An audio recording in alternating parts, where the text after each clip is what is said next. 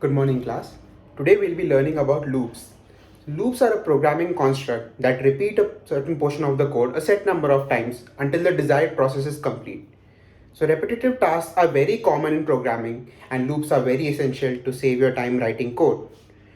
As an example of where loops are used in real world, let's say that you're working in Tesla and one day you are asked by a manager that you have to build 20 cars in a particular day and you have to automate this particular process of building cars.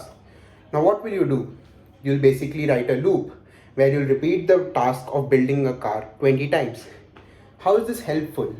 So this ensures that your code is reusable, it is also easily readable, and it is maintainable. Now how is it maintainable, you may ask? So let's say your manager says that instead of 20 cars, you'll have to build 50 cars nowadays.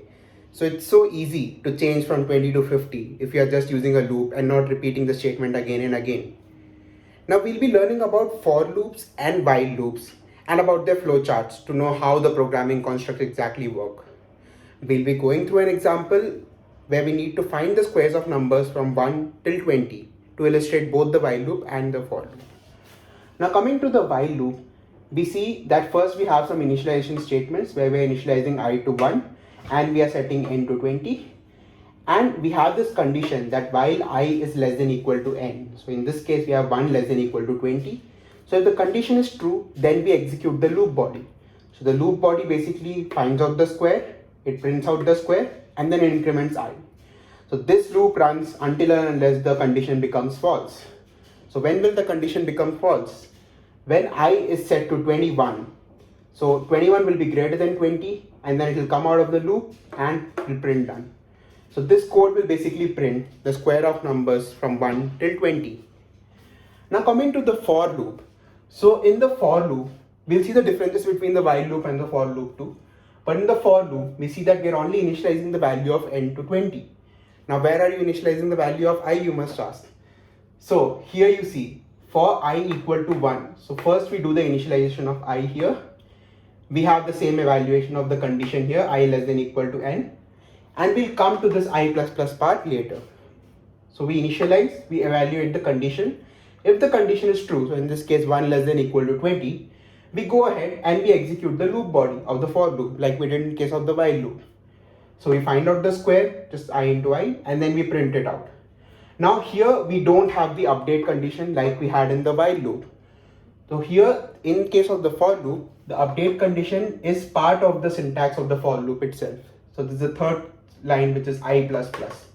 So we do the updation and then we evaluate the condition again. So we check I less than equal to n, I will be equal to 2, 2 less than equal to 20, and we'll proceed. So this loop will run until this condition becomes false, just like the while loop. So when will this condition becomes false? When I equal to 21, I'm sorry. So when I equal to 21, 21 greater than 20, the condition becomes false, we come out of the loop and we print out done.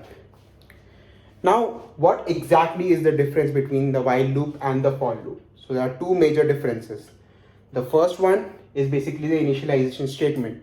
In case of the while loop, the initialization statement is given outside of the while loop, here I equal to 1.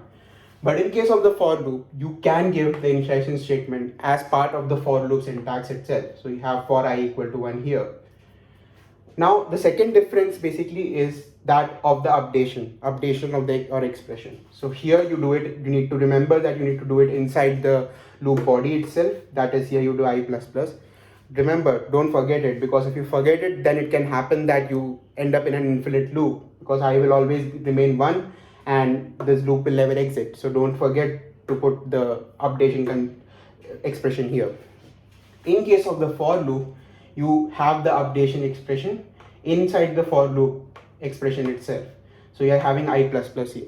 So to reiterate, the two main differences are the initialization in case of the while loop and the updation. So these are the main differences between while loop and for loop. So this is the syntax, and as you see, this will be really useful in a lot of real world scenarios.